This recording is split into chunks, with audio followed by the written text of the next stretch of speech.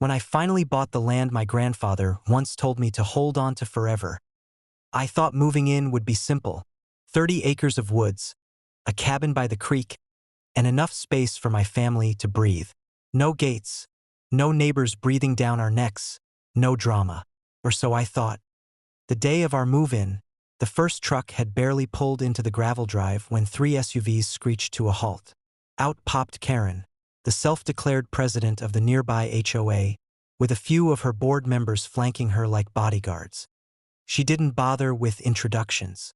"Excuse me, this land is HOA jurisdiction. You can't just move in here without board approval." I blinked. "This isn't part of your HOA. This is private property. Deeded, titled, and paid in full." Karen sneered. "That's what everyone says. But we've extended our association's reach. This road, these woods, they're covered under our bylaws.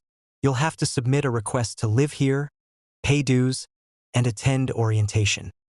I laughed out loud. "Lady, I don't submit requests to live on land I own." She crossed her arms. "If you don't comply, we'll have you removed. Simple as that." And that's when her crew, grown adults who clearly had nothing better to do, started circling my moving truck, taking photos and scribbling on clipboards like wannabe police officers. Instead of arguing, I let them make their little scene.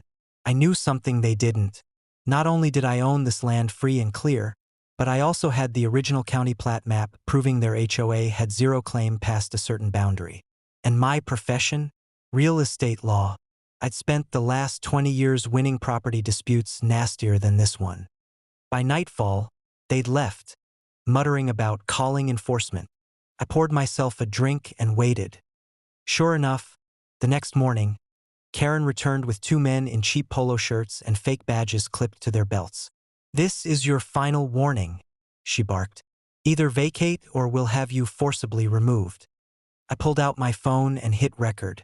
"Perfect. Could you state your names and agencies for the camera?" The officers shifted nervously. Karen jumped in.